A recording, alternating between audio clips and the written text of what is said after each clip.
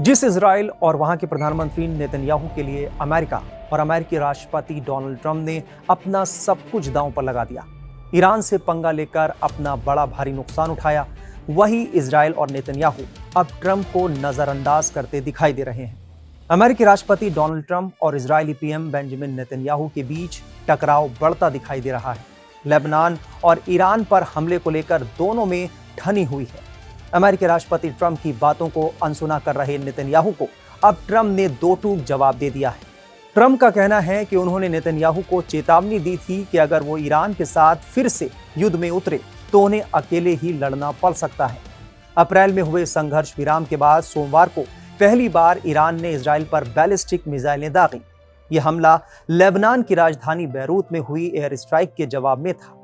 Israel ने दावा किया था कि ईरानी मिसाइलों को उसके एयर डिफेंस सिस्टम ने हवा में ही नष्ट कर दिया था।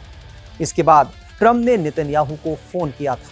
फोन पर बातचीत में ट्रंप ने नेतन्याहू से कहा था कि वो पलटवार करते हुए ईरान पर हमला ना करें, क्योंकि इससे शांति समझौते को लेकर चल रही बात खटाई में पड़ सकती है। बावजूद इसके इजराइल ने ईरान पर हमला बोल दिया। हालांकि शाम होते होते स्थिति सामान्य हो गई। फिर भी नेतन्याहू का ट्रंप की बात अनसुनी करना सब कुछ खटक गया। अब ट्रंप ने दावा किया है कि उनके जंग में अकेले रह जाओगे वाले मैसेज के बाद इजराइल थमा है।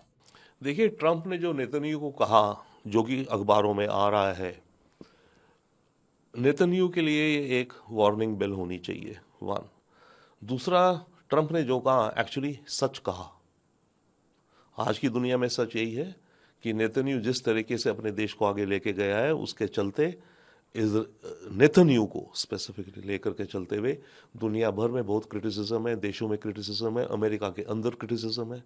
अमेरिका के अंदर जो जूस हैं, जो इजराइल को पूरा सपोर्ट करते हैं, वो नेतन्याहू को कह रहे हैं कि किस गड्ढे में इसने हमारे देश को धकेल दिया है। तो ट्रंप ने जो कहा बिल्कुल सही कहा। और ट्रंप ने उसमें एक चीज़ और कही, वो भी बहुत सही कही। ट्रंप ने नेतन्याहू को बोला कि मैंने तुम्हारी जान बचाई है, तुम्हें जेल जाने से मैंने बचाया है।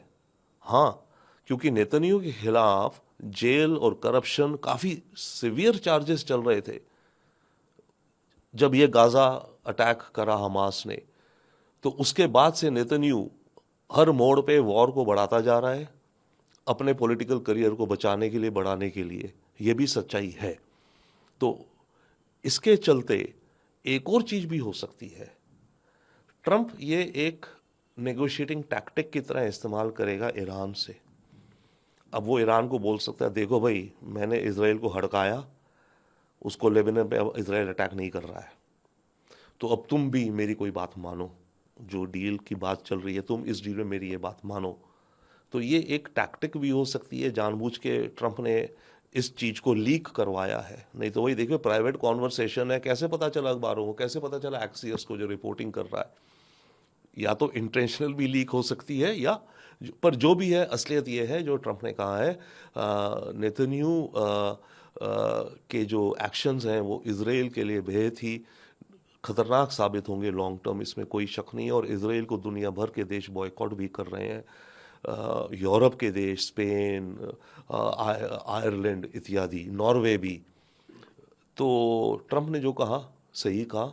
नेतन्याहू के लिए एक वार्निंग सिग्नल्स हैं, उसको अपने पॉलिटिकल करियर को आगे देखना है। सोमवार को अटैक के कुछ घंटों बाद इजराइल और ईरान ने आगे के हमलों से पीछे हटने का संकेत दिया। हालांकि दोनों देशों ने चेतावनी दी कि उकसाए जाने पर वो जवाबी हमले करने के लिए तैयार है।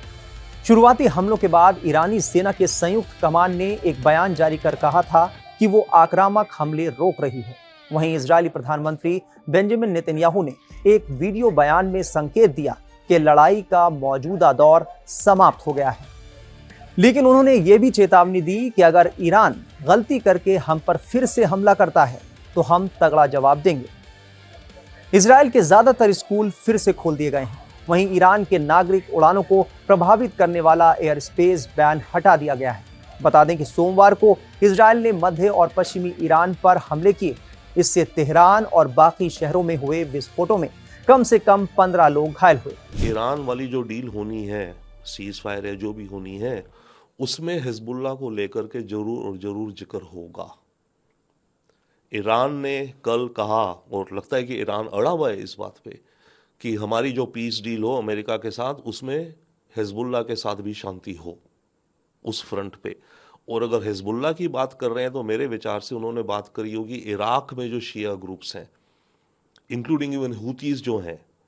ईरान ये कह रहा है ना, अगर शांति होगी तो सब जगह शांति होनी चाहिए, और जो हमारे सपोर्टिंग ग्रुप्स हैं उन पे भी अटैक रुकने चाहिए। तो इसका मतलब मुझे ये दर्शाता है कि ये जो ईरान एग्रीमेंट बन रही है उसमें इन मुद्दों को लेकर के जिक्र ज़रूर होगा। देखिए, ईरान का जो एनरिच यूरेनियम है, ईरान के पास टोटल अंदाजा है करीब 10 टन यूरेनियम है, ओके, एनरिच्ड, कम मात्रा में 2%, 3%, 3.5% जो कि पावर यूरेनियम प्लांट उसका एक है उसमें लगता है। जो हाईली एनरिच्ड है वो ईरान के पास है करीब शायद 450 मानो 500 किलो, सभी की नज़र उस पे है। और उसके बाद है 20% एनरिच्ड जो कि करीब 1 टन है या 2 टन है, ओके। नाउ जो फोकस है इस हाईली एनरिच्ड 60% वाले पे है। अब बात यह कि ये पता नहीं है कि है कहाँ।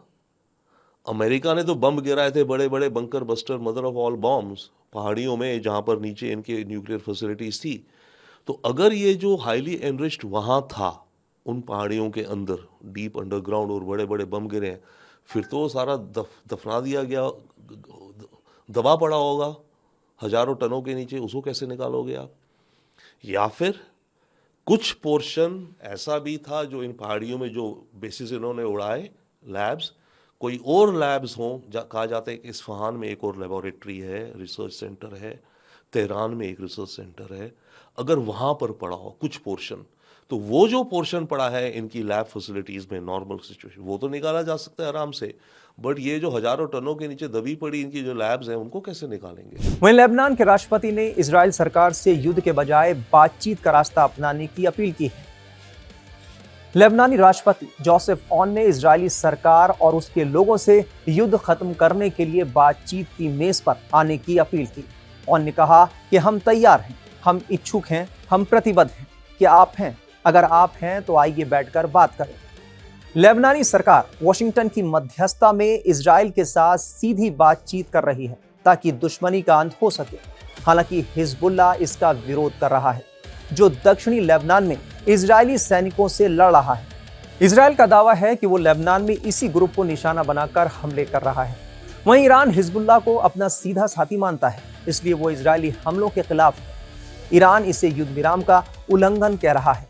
लेबनान पर बढ़ते हमलों की वजह से ही ईरान ने अचानक इजराइल पर बैलिस्टिक मिसाइलों से हमला किया, जिसके बाद एक बार फिर से जंग के हालात बन गए हैं। मैडम आ रही है, मैडम आ रही है, मैडम आ रही है, अरे मैडम आ रही है, अरे बाबा मैडम आ रही है, मैडम आ रही है।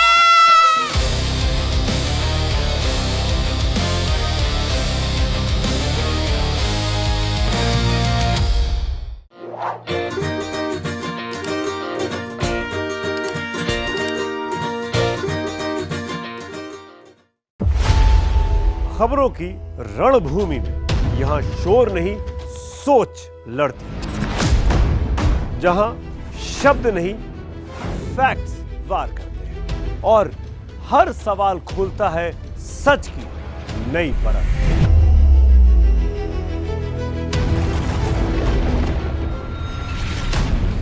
चक्रव्यूह आपके अपने सुमित अवस्थी के साथ सोमवार से शुक्रवार शाम 6:57 पर टाइम्स नाउ नव भारत पर।